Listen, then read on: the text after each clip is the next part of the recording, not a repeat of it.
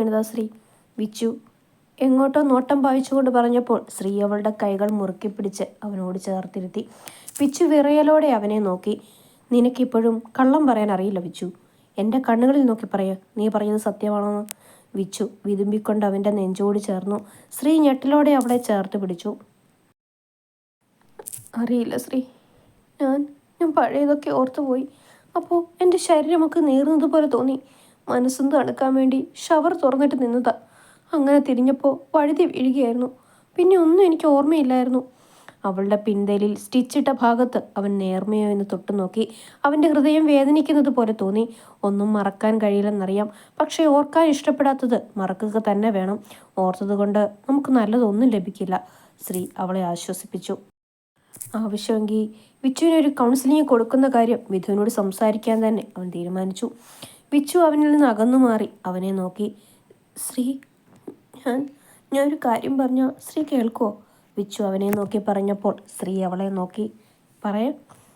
നമ്മൾ ഒരിക്കൽ പോയില്ലേ കുന്നുംപുറത്തെ ശിവപാർവതി ക്ഷേത്രത്തിൽ? അവിടെ ഒന്ന് വരുമോ? ശ്രീ അവളെ പുരികം ചുളിച്ചു നോക്കി. വയ്യാതെ ഇരിക്കുമ്പോൾ ആ വലിയ കുന്ന് കയറാനോ? കുറഞ്ഞിട്ട് പോയ പരിവിച്ചു? ശ്രീ ആശങ്കയോടെ ചോദിച്ചു. അവളുടെ മുഖം വാടിയിരുന്നു. പറ്റില്ലെങ്കിൽ വേണ്ട, ഞാൻ തനിയെ പൊക്കോളാം, വിച്ചു ദേഷ്യത്തോടെ പറഞ്ഞപ്പോൾ ശ്രീ അവളെ കയ്യിൽ പിടിച്ചു നിർത്തി. ഓ പെണങ്ങല്ലേ, ഞാൻ കൊണ്ടുപോവാം. ഒന്നുമില്ലേലും എൻ്റെ പഴയ വിച്ചുവായി എന്നോടൊരു കാര്യം പറഞ്ഞതല്ലേ, അവൻ ചിരിയോടെ പറഞ്ഞു. കുറച്ചു കഴിഞ്ഞ് പോയവരൊക്കെ മടങ്ങി വന്നിരുന്നു. പിറ്റേന്ന് ക്ഷേത്രത്തിൽ പോകുന്ന കാര്യം വിച്ചു അവരോടായി പറഞ്ഞപ്പോൾ സുധ എതിർത്തു. പിന്നെ വിധു ശ്രീ ഉണ്ടല്ലോ കൂടെ എന്ന് പറഞ്ഞ് സമാധാനിപ്പിച്ചു. എല്ലാവരും അകത്ത് സംസാരിച്ചു കൊണ്ട് നിന്നപ്പോഴായിരുന്നു ശ്രീ വിധുവിനെയും കൂട്ടി മുറ്റത്തേക്ക് ഇറങ്ങിയത്. വിച്ചു അവനോട് പറഞ്ഞ കാര്യങ്ങൾ ശ്രീ അവനോടായി പറഞ്ഞു. എന്ത് ചെയ്യാനാ ശ്രീ, എത്ര പ്രാവശ്യം അവളോട് ഓരോന്നും പറഞ്ഞു കൊടുത്തു. കഴിഞ്ഞതൊക്കെ മറന്ന് പുതിയൊരു ജീവിതം തുടങ്ങാൻ പറഞ്ഞു നോക്കി. അവൾ ഇപ്പോഴും കഴിഞ്ഞു പോയ കാലത്തിലാണ് ജീവിക്കുന്നത്. അവളുടെ കയ്യിലെ മുറിവിൻ്റെ പാട് കണ്ടിട്ടില്ലേ നീ? ഒരിക്കൽ സ്വയം ജീവൻ എടുക്കാൻ നോക്കിയതാ. അല്പമെങ്കിലും അവൾ സന്തോഷത്തോടെ ഇരിക്കുന്നത് ആരൂട്ടൻ്റെ കൂടെയാണ്. ഞാൻ എൻ്റെ ഒരു ഫ്രണ്ട് മാനുഷിയോട് അവളുടെ അവസ്ഥ സൂചിപ്പിച്ചിരുന്നു. മാനുഷി സിറ്റി ഹോസ്പിറ്റലിൽ സൈക്കോളജിസ്റ്റാണ്. അവൾ പറയുന്നത് വിച്ചുവിന് ഓരോ സംഭവങ്ങളും അത്രയും ആഴത്തിൽ അവളുടെ മനസ്സിൽ പതിഞ്ഞു എന്നതാണ്. ഓരോ സന്ദർഭങ്ങളിലും അവൾ ഓർക്കുന്നത് അവളുടെ കഴിഞ്ഞുപോയ കാലത്തെ ആയിരിക്കും. എൻ്റെ വിവാഹത്തിനല്ലാതെ അടുത്തെങ്ങും അവളൊരു കല്യാണത്തിനും പോയിട്ടില്ല. വിച്ചുവിനെ മാനുഷിയെ ഒന്ന് കാണിച്ചാലോ ശ്രീ? ഡിവോഴ്സിന് ശേഷം ചിലർക്കൊക്കെ സംഭവിക്കുന്ന ഒരു തരം ട്രോമയാണ് ഇതെന്നാണ് മാനുഷി പറയുന്നത്. അവളെ പഴയ വിച്ചുവാക്കി മാറ്റണ്ടേ ശ്രീ? ഞാൻ എന്താ ചെയ്യണ്ടേ? വിധു കണ്ണുകൾ അമർത്തി തുടച്ചുകൊണ്ട് പറയുമ്പോൾ ശ്രീ അവൻ്റെ കൈകൾ അവൻ്റെ കൈക്കുമ്പിളിലാക്കിയിരുന്നു. ഞാനുണ്ടാവും എന്തിനും. നാളെ ഏതായാലും അമ്പലത്തിൽ പോയിട്ട് വരട്ടെ. അവളുടെ മനസ്സിൽ എന്താണെന്ന് ഞാൻ കണ്ടുപിടിച്ചോളാം. ശ്രീ അവന് വാക്കു കൊടുത്തു. അത് രാവിലെ എഴുന്നേറ്റ് വിച്ചു റെഡിയായി. ഒരു ഓണത്തിന് വിധു വാങ്ങി നൽകിയ ചുവന്ന സാരിയായിരുന്നു അവളുടെ വേഷം. ആരൂട്ടിനെ ഉണർത്തി പുതിയ ഉടുപ്പൊക്കെ ഇടിയിപ്പിച്ച് നിർത്തി. 7 മണിയോടെ ശ്രീ കാറുമായി അവളെ കൂട്ടാൻ വന്നു. തല നനച്ചല്ലേ? നിന്നോട് പറഞ്ഞതല്ലേ വെള്ളം ഒഴിക്കരുതെന്ന്? ഡ്രൈവിങ്ങിൻ്റെ ഇടയിൽ ശ്രീ അവളോട് ഗൗരവത്തിൽ ചോദിച്ചപ്പോൾ വിച്ചു അവനെ നോക്കിയൊന്ന് ചിരിച്ചു. ചെറുതായിട്ട്. അമ്പലത്തിൽ കയറുന്നല്ലേ, കുളിക്കാതെ എങ്ങനെയാ? നീയും സ്വാതിക്ക് പഠിക്കുവാണോ? അനുസരണ തീരെയില്ല. ശ്രീ പിറുപിറുത്തപ്പോൾ വിച്ചു അവനെ ചുണ്ടുകൊട്ടി നോക്കി. ആദ്യമായി രണ്ടുപേർക്കുമൊപ്പം യാത്ര ചെയ്യുന്ന സന്തോഷത്തിലായിരുന്നു ആരൂട്ടൻ. കുന്നിന് താഴെ പാർക്കിംഗ് ഏരിയയിൽ കാർ നിർത്തിയപ്പോൾ വിച്ചു മോനെയും കൊണ്ടിറങ്ങി. ഒരുപാട് പടിക്കെട്ടുകൾ കയറി വേണം ക്ഷേത്രത്തിലേക്ക് പോകാൻ. കുറച്ച് പടികൾ കയറിയപ്പോൾ തന്നെ വിച്ചു നന്നായി കിതച്ചിരുന്നു. പറഞ്ഞാൽ കേൾക്കില്ലല്ലോ. ഭഗവാൻ എപ്പോഴായാലും ഇവിടെ തന്നെ കാണും. ആരോഗ്യം വീണ്ടെടുത്തിട്ട് വന്നാൽ പോരായിരുന്നോ? ശ്രീ മുഖം വീർപ്പിച്ച് അവളോടായി പറഞ്ഞു. മധ്യഭാഗത്തെത്തിയപ്പോൾ മുന്നോട്ട് കയറിയ ശ്രീയുടെ കയ്യിൽ പിടിച്ചു നിർത്തി. ശ്രീ അവളെ സംശയത്തോടെ നോക്കി. ഓർമ്മയുണ്ടോ നിനക്ക് ഈ മഞ്ചാടി മരവും ഈ പടിക്കെട്ടും? അരികിൽ നിന്നിരുന്ന മഞ്ചാടി മരത്തിലേക്ക് കൈ ചൂണ്ടിക്കൊണ്ട് വിച്ചു ചോദിക്കുമ്പോൾ എങ്ങനെ മറക്കാനാവുമെന്ന് അവൻ്റെ ഹൃദയവും മന്ത്രിച്ചു. അന്ന് ഞാൻ കാണാതെ എനിക്കായി നീ ഒരു കത്ത് വെച്ചിരുന്നു ഇവിടെ. ഓരോന്നും ഇന്നെന്ന പോലെ ഓർത്തു പറയുന്നവളെ ശ്രീ അത്ഭുതത്തോടെ നോക്കി. തൻ്റെ ചുമലിലിട്ടിരുന്ന ബാഗിൽ നിന്നും ഒരു ബോക്സ് എടുത്ത് വിച്ചു അവന് നേരെ നീട്ടി. ശ്രീ സംശയത്തോടെ ആ ബോക്സ് വാങ്ങി തുറന്നു. അവൻ ഞെട്ടലോടെ അവളെ നോക്കി. അവനെ ഒന്ന് നോക്കിയ ശേഷം വിച്ചു മുന്നോട്ടുള്ള പടികൾ കയറി. ആ ബോക്സിലേക്കും വിച്ചുവിനെയും മാറി മാറി നോക്കി ശ്രീ തറഞ്ഞു നിന്നു. ചന്ദനം ചാലിച്ച തിരുനെറ്റിമേൽ ഞാൻ എൻ്റെ ചുണ്ടുകൾ ചേർത്തൊരു ചുംബനക്കുറി തൊടാം. മായാത്ത മധുരമാം 1000 സ്വപ്നങ്ങൾ കൊണ്ട് ഞാൻ നിനക്കായി ഒരു പ്രേമഭാജനം തീർക്കാം. നിലാവിൽ ആദ്യമായി കണ്ട നീലക്കൽ മൂക്കുത്തിയിൽ ഞാൻ എൻ്റെ ചുണ്ടുകൾ ചേർക്കവേ നിന്നുടൽ ചേർന്നൊരു നേരമൻ ഉള്ളകം തൊട്ടുപോയി നിന്റെ ഓരോ നിശ്വാസവും. സന്ധ്യകൾ 1000 പൂത്തുവിടർന്നുവോ നിന്റെ മനസ്സിലെ മയിൽപ്പീലിയിൽ പാടി വീണൊരു നേർത്ത കാറ്റായി ഞാൻ. ഇനിയും മീട്ടണം നീ വിരലുകൾ കൊണ്ടൻ പ്രണയത്തിൻ്റെ സാരംഗിയിൽ. ആലിലകൾ അലകൾ തീർക്കും സന്ധ്യമയങ്ങും നേരം നിന്റെ നെഞ്ചിൽ ഞാൻ ചാർത്തും എൻ്റെ പേര് കൊത്തിയ ആലിലത്താലി. താൻ എഴുതി നൽകിയ ആ കത്തിലെ വരികൾ വായിച്ച് കണ്ണു നിറച്ച് അവൻ അവളെ നോക്കി നിന്നു. കത്തിനോടൊപ്പം അവൻ അവൾക്കായി നൽകിയ ഒരു മയിൽപ്പീലിത്തുണ്ടും. ഉള്ളിൽ ഒളിപ്പിച്ചു വെച്ച ആ പ്രണയം വീണ്ടും അവൾ പൊടി തട്ടി എടുത്തിരുന്നു. പ്രണയം ഒളിപ്പിച്ചു വെച്ച് നടന്ന സമയത്തെപ്പോഴോ അരുണി വഴി അവൻ അവൾക്കായി നൽകിയ പ്രണയത്തിൻ്റെ കത്ത്.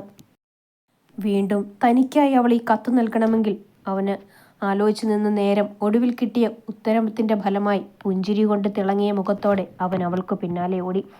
പ്രതിഷ്ഠയ്ക്ക് മുന്നിൽ കൈകൂപ്പി നിൽക്കുന്ന അമ്മയെയും മകനെയും അവൻ മനസ്സ് നിറച്ചു നോക്കി നിന്നു. അവൻ്റെ അരികിലായി വന്നു നിന്നവൾ കയ്യിലെ ഇലച്ചീന്ത് അവന് നേരെ നീട്ടി.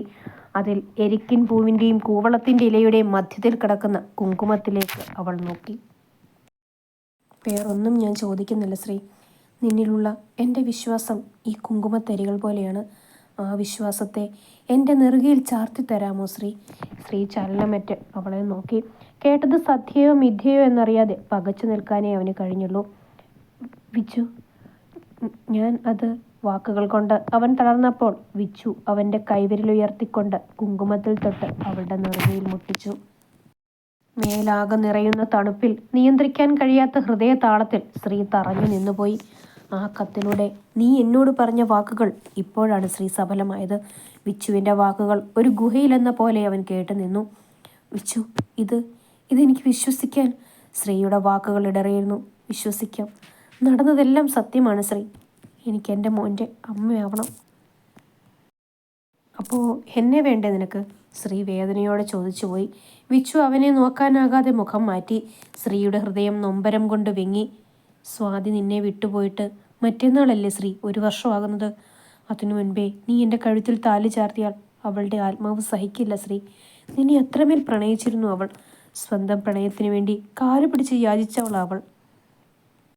ശ്രീ ആത്മനിന്ദയോടെ ഒന്ന് ചിരിച്ചു. സാരമില്ല വെച്ചു. നിന്റെ നെറ്റിയിൽ ഞാൻ ചാർത്തിയ കുങ്കുമത്തിൻ്റെ തിളക്കം മതി എനിക്ക്. എൻ്റെ മോനിപ്പോൾ ഒരുപാട് സന്തോഷിക്കുന്നുണ്ട്. ഇവൻ നിന്റെ ഉദരത്തിൽ പിറക്കേണ്ടവനായിരുന്നു. വിധി വീണ്ടും അവനെ നിന്റെ മകനാക്കി. ഞാൻ കാത്തിരുന്നോളം വെച്ചു, എത്ര നാൾ വേണമെങ്കിലും. പക്ഷേ ഞാൻ ഒരു വാക്ക് ഇവിടെ വെച്ച് പറയുന്നു. ഇനി എൻ്റെ പാതിയായും എൻ്റെ മോൻ്റെ അമ്മയായും വിസ്മയ ശങ്കർ അല്ലാതെ മറ്റൊരു പെണ്ണുണ്ടാവില്ല. ശ്രീ വാക്കുകൾ പറഞ്ഞു നിർത്തുമ്പോൾ അമ്പലത്തിൽ നിന്നും ആരാധനയ്ക്കുള്ള മണിയടി മുഴങ്ങിയിരുന്നു. ദൈവം അവർക്കായി നല്ലൊരു ജീവിതം കാത്തുവെച്ചിരിക്കുന്നുവെന്ന് പറയാതെ അറിയിച്ചതാണെന്ന് രണ്ടുപേരും തിരിച്ചറിഞ്ഞില്ല. അമ്പലത്തിൽ വെച്ച് നടന്നതൊന്നും വീട്ടിൽ പറയരുതെന്ന് വിച്ചു ശ്രീയോട് വിലക്കിയിരുന്നു. പക്ഷേ വിധുവിനോട് അവനെല്ലാം തുറന്നു പറഞ്ഞു. വിധു അത്ഭുതത്തോടെയും സന്തോഷത്തോടെയും അവനെ നോക്കി. പക്ഷേ ശ്രീയുടെ മുഖത്ത് കണ്ട മങ്ങൽ അവൻ ശ്രദ്ധിച്ചിരുന്നു. നിനക്കെന്തെങ്കിലും ടെൻഷനുണ്ടോ ശ്രീ? ടെൻഷനല്ലേട്ടാ, ആദിയാണ്. വീണ്ടും അവളെ നഷ്ടപ്പെടുത്താൻ കഴിയില്ല എനിക്ക്. ഇല്ല ശ്രീ, ഇനി നിനക്ക് അവളെ നഷ്ടപ്പെടില്ല. ഇതെൻ്റെ വാക്കാ. ശ്രീ അവനെ നോക്കി മങ്ങിയ ചിരി ചിരിച്ചു. ആദി അഗ്നിസാക്ഷിയായി അനുവിൻ്റെ കഴുത്തിൽ താലി കെട്ടി. സഹോദരിയുടെ സ്ഥാനത്ത് നിന്ന് വിച്ചു നിറഞ്ഞ മനസ്സോടെ അവളുടെ താലി മുറുക്കിയിട്ടു. ആദി അനുവിനെയും കൊണ്ട് ചെന്നൈക്ക് പോകാനിരുന്നെങ്കിലും സുധയെ അവരുടെ വീട്ടിലേക്ക് തന്നെ ക്ഷണിച്ചു. സുധ നൽകിയ നിലവിളക്കുമായി അനു ആദിയുടെ പാതിയായി പടി ചവിട്ടി. ഇതേസമയം മാധവി ആദിയുടെ വിവാഹ വാർത്തയറിഞ്ഞ് തുള്ളുകയായിരുന്നു. നന്ദിയില്ലാത്ത നായ. സ്വന്തം പെറ്റ വയറിൻ്റെ സമ്മതവും അനുഗ്രഹവും ഇല്ലാതെ അവൻ എത്ര നാൾ അവളോടൊപ്പം ജീവിക്കുമെന്ന് കാണാം. ഇത് കേട്ടുകൊണ്ടാണ് ആദർശ് റൂമിലേക്ക് വന്നത്. അമ്മയ്ക്ക് ഇനിയും മതിയായില്ലേ? ഏട്ടൻ്റെ പാട്ടിന് വിട്ടേക്ക്.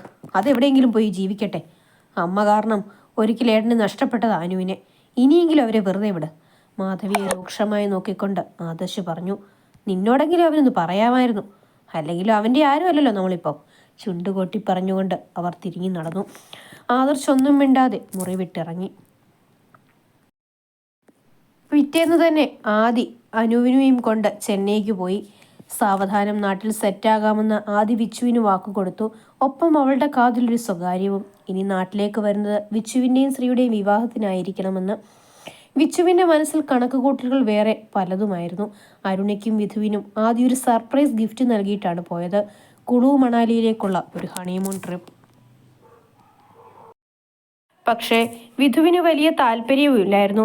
വിച്ചുവിൻ്റെ നിർബന്ധത്തിന് വഴങ്ങി വിധു സമ്മതം മൂളി. വിച്ചുവിനെയും കൂടെ കൂട്ടാൻ അരുണി നോക്കിയെങ്കിലും അവൾ വിസമ്മതിച്ചു. അവർ ട്രിപ്പ് പോയി കഴിഞ്ഞ് ഓഫീസിലേക്ക് 2 വീലറിൽ പോകുകയായിരുന്നു വിച്ചു. സിഗ്നൽ ആയപ്പോഴാണ് തൊട്ടടുത്ത കാറിലിരിക്കുന്ന മായയെ അവൾ കാണുന്നത്. കാറിലുണ്ടായിരുന്നത് അവളുടെ അച്ഛനായിരുന്നു. മായ വിച്ചുവിനെ കണ്ട് പുച്ഛത്തോടെ അവളെ നോക്കി. അവളുടെ അച്ഛനോട് എന്തോ പറഞ്ഞ് വിച്ചുവിനെ കാണിച്ചു കൊടുക്കുന്നുമുണ്ട്. വിച്ചു വണ്ടി മുന്നോട്ടെടുത്തു പോയി. എന്നാൽ പുറകിൽ തന്നെ മായയുടെ കാറും അവളെ പിന്തുടർന്നു. മായ, മതി, ആ പെണ്ണിന്റെ പിന്നാലെ പോകുന്നതിനാ, മായയുടെ അച്ഛൻ താല്പര്യമില്ലാതെ പറഞ്ഞു.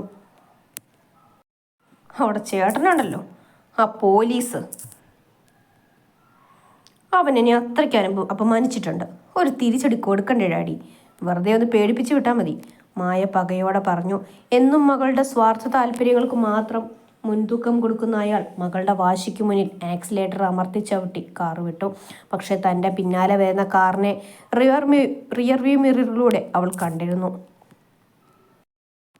വിച്ചു വണ്ടി സൈഡിലേക്ക് ഒതുക്കി തിരിഞ്ഞു നോക്കി.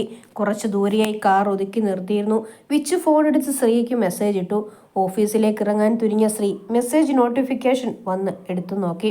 ശ്രീ പെട്ടെന്ന് തന്നെ വണ്ടി സ്റ്റാർട്ടാക്കി വിച്ചു വരുന്ന വഴിയെ പോയി. വിച്ചു കുറച്ച് സ്പീഡിൽ വണ്ടി ഓടിച്ചു. പിന്നാലെ തന്നെ മായയുടെ കാറും അവളെ പിന്തുടർന്നു. കാരണമായ ഭയം വിച്ചുവിനെ വേട്ടയാടാൻ തുടങ്ങിയിരുന്നു. എങ്കിലും ധൈര്യം കൈവിടാതെ അവൾ മുന്നോട്ട് പോയി. ശ്രീ വേഗത്തിൽ കാർ ഓടിച്ച് അവൾ വരുന്ന വഴിയിലേക്ക് പാഞ്ഞു. വലിയ ടെൻഷനായിരുന്നു അവന്. ഒന്നാമതേ വിച്ചുവിൻ്റെ തലയിലെ മുറിവ് ഉണങ്ങി വരുന്നതേ ഉള്ളൂ. ദൂരെ നിന്ന് ശ്രീയുടെ കാറ് കണ്ട വിച്ചു വണ്ടി സൈഡിൽ ഒതുക്കാൻ നോക്കിയതും തൊട്ടു പിന്നാലെ സ്പീഡിൽ വന്ന മായയുടെ കാർ അവളുടെ 2 വീലറിൻ്റെ പുറകിൽ തട്ടാനാഞ്ഞതും അവർക്ക് കുറുകെ ഒരു പോലീസ് വണ്ടി വന്നു നിന്നു. മായയും അച്ഛനും വിളറി വെളുത്ത് പരസ്പരം നോക്കി. പോലീസ് ഇറങ്ങി വന്ന് കാറിൽ നിന്ന് മായയുടെ അച്ഛനെ വലിച്ചിറക്കി. പട്ടാപ്പകൽ കൊല്ലാൻ നോക്കുന്നുണ്ടോ റാസ്കൽ, അയാളുടെ കഴുത്തിന് കുത്തിപ്പിടിച്ച് ഇൻസ്പെക്ടർ ദേഷ്യം കൊണ്ട് വിറച്ചു. അയ്യോ അല്ല സാർ, വണ്ടിക്ക് ബ്രേക്ക് ഇല്ലായിരുന്നു, മായ കൈകൂപ്പി പറഞ്ഞതും ഇൻസ്പെക്ടർ പല്ല് കടിച്ച് അവളെ നോക്കി. ഛി, നാക്കടക്കടി, അരമണിക്കൂർ കൊണ്ട് ഈ കൊച്ചിൻ്റെ പിന്നാലെ തന്നെ നീയൊക്കെ ഉണ്ടായിരുന്നു. എന്നിട്ടല്ലേ അവളുടെ ബ്രേക്ക്. തന്തയും മോളും ഇനി അകത്ത് കിടന്ന് ബ്രേക്ക് ഉണ്ടാക്കുക. രണ്ടിനെയും തൂക്കിയെടുത്ത് വണ്ടിയിലിടാൻ പറഞ്ഞുകൊണ്ട് SI വിച്ചുവിൻ്റെ അടുത്തേക്ക് പോയി. ശ്രീയുടെ നെഞ്ചിൽ ചാരി പേടിയോടെ നിൽക്കുകയായിരുന്നു അവൾ. കുട്ടിയെ കൊണ്ട് സ്റ്റേഷനിലേക്ക് വരണം, കംപ്ലൈൻറ്റ് എഴുതി തരണം, പേടിക്കാനൊന്നുമില്ല, വിച്ചുവിനെ നോക്കി കണ്ണു ചുമ്മി പറഞ്ഞുകൊണ്ട് അദ്ദേഹം വണ്ടിയിൽ കയറി. വിച്ചുവിൻ്റെ വണ്ടി ലോക്ക് ചെയ്ത് വെച്ചിട്ട് ശ്രീയുടെ കാറിൽ വിച്ചുവിനെയും കൊണ്ട് അവൻ സ്റ്റേഷനിലേക്ക് പോയി. SI വീട്ടിലറിയിക്കാൻ പറഞ്ഞപ്പോൾ മായ ആദർശിൻ്റെ നമ്പറാണ് കൊടുത്തത്. ഓഫീസിൽ നിന്നും ധൃതിയിൽ അവൻ സ്റ്റേഷനിലേക്ക് വന്നു. ശ്രീയുടെ കൈകോർത്ത് മങ്ങിയ മുഖത്തോടെ ഇരിക്കുന്ന വിച്ചുവിനെ കണ്ടുകൊണ്ടാണ് ആദർശ് ഉള്ളിലേക്ക് വന്നത്. സർ, ഞാൻ ആദർശ്. ആ സാർ ഇരിക്ക്. മായ നിങ്ങളുടെ ഫിയാൻസി അല്ലേ? മുഖം കുനിച്ച് ചുവരിൽ ചാരി നിൽക്കുന്ന മായയെ ചൂണ്ടിക്കാണിച്ചുകൊണ്ട് SI ചോദിച്ചു. ആദർശ് പുച്ഛത്തോടെ അവളെ നോക്കി. കസിനാണ്, അല്ലാതെ ഫിയാൻസി ഒന്നുമല്ല സർ. മായ അവൻ്റെ ദേഷ്യത്തോടെ നോക്കി. അറ്റംപ്റ്റ് ടു മർഡർ ആണ്. അച്ഛനും മോളും കൂടെ പുറത്തിരിക്കുന്ന പെൺകുട്ടിയെ കാറടിച്ച് കൊലപ്പെടുത്താൻ ശ്രമിച്ചു. പക്ഷേ തക്ക സമയത്ത് ശ്രീകാന്ത് ഞങ്ങളെ ഇൻഫോം ചെയ്തിരുന്നു. ആ കുട്ടി കംപ്ലൈൻറ്റ് തന്നിട്ടുണ്ട്. എന്തു വേണം? ആദർശ് പകപ്പോടെ SIയെ നോക്കി. വിച്ചുവിനെ കൊല്ലാനോ? എന്തിന്? ആദർശ് തലയ്ക്ക് കൈ കൊടുത്ത് ഇരുന്നു പോയി. SIയുടെ കണ്ണുകൾ ചുരുങ്ങി. തനിക്കറിയോ ആ കുട്ടിയെ? ആദർശ് ആത്മനിന്ദയോടെ ചിരിച്ചു. എൻ്റെ ഭാര്യയായിരുന്നു, ഇപ്പോൾ ഡിവോഴ്സായി. അപ്പോൾ അതാണ് കാര്യം, മുൻവൈരാഗ്യമാണ് കാരണം. ശരി, വിഹാൻ സാറിൻ്റെ പെങ്ങളല്ലേ, വേണ്ട നടപടി എടുക്കാതിരിക്കാൻ കഴിയില്ല. ശരി, ഇയാൾ പൊക്കോ, SI പറഞ്ഞുകൊണ്ട് എഴുന്നേറ്റു. സർ, ഇവിടെ വെച്ച് ഇവരോട് രണ്ടുപേരോടും എനിക്ക് ചിലതൊക്കെ പറയാനുണ്ട്. പുറത്തു നിൽക്കുന്ന അവരെ കൂടി വിളിക്കുമോ? അവൻ്റെ നിസ്സഹായ ഭാവം കൊണ്ട് അദ്ദേഹം തലകുലുക്കി. വിച്ചുവും ശ്രീയും അകത്തേക്ക് വന്നു. ശ്രീയുടെ കൈക്കുള്ളിൽ മുറുകിയിരിക്കുന്ന അവളുടെ കൈകളിലേക്ക് നെടുവീർപ്പോടെ അവൻ നോക്കി. മായേ, ഞാൻ നിന്നെയോ നിന്റെ അച്ഛനെയോ പുറത്തിറക്കാൻ ഒരു വക്കീലുമായും വരില്ല. കാരണം ഇത്രയും നാൾ നീ എന്നെ അത്രയ്ക്ക് ദ്രോഹിച്ചിട്ടുണ്ട്. നീ എന്താ കരുതിയത്? അമ്മയെ പറഞ്ഞു പറ്റിച്ചതുപോലെ എന്നെയും വിഡ്ഢിയാക്കാമെന്നോ? 20 കോടിയുടെ ആസ്തി പോലും കടക്കടയിൽ മുങ്ങി നിൽക്കുന്ന നിന്റെ തന്തയുടെ ഒരു ബാധ്യതയും ഏൽക്കാൻ ഞാനില്ല. നിന്റെ ചരിത്രമൊക്കെ നിന്റെ ഭർത്താവിനെ അറിയിച്ചു. ആ പാവം ചെറുപ്പക്കാരനെ മെന്റൽ ഹോസ്പിറ്റലിൽ വരെ എത്തിച്ചിട്ടല്ലടി നീ നാട്ടിലേക്ക് വണ്ടി കയറിയത്. അവസാനം എൻ്റെ ഭാര്യയെ വരെ നീ എന്നിൽ നിന്നും അകറ്റി. ആദർശിന് ജീവിക്കാൻ കഷ്ടപ്പെട്ട് നേടിയെടുത്തൊരു ജോലിയുണ്ട്, അത് മതി. മേലിൽ ഈ എൻ്റെ വീട്ടിലോ എൻ്റെ ജീവിതത്തിലോ അറിയാതെ പോലും നീ കടന്നു വരരുത്. ഇവൾക്ക് വേണ്ടി ചോദിക്കാൻ ഇപ്പം വേറെ ആളുണ്ട്. എങ്കിലും എന്തിനടി പുല്ലേ നീ ഇവളെ കൊല്ലാൻ നോക്കിയത്? നീയൊക്കെ കൂടി അകറ്റി കളഞ്ഞതല്ലേ? ഇനിയെങ്കിലും വെറുതെ വിട്. മായയെ നോക്കി കൈ ചൂണ്ടി പറഞ്ഞുകൊണ്ട് ആദർശ് വിച്ചുവിനെ നോക്കി കൈകൂപ്പി. അപ്പ് എല്ലാത്തിനും ഇതേ പറയാനുള്ളൂ എനിക്ക്. പുറം കയ്യാൽ കണ്ണു തുടച്ചുകൊണ്ട് ആദർശ് ഇറങ്ങിപ്പോകുന്നതും നോക്കി വിച്ചു ശ്രീയെ നോക്കി. വിതച്ചതേ കൊയ്യൂ, ശ്രീ അവളുടെ നേരെ നോക്കി പറഞ്ഞു.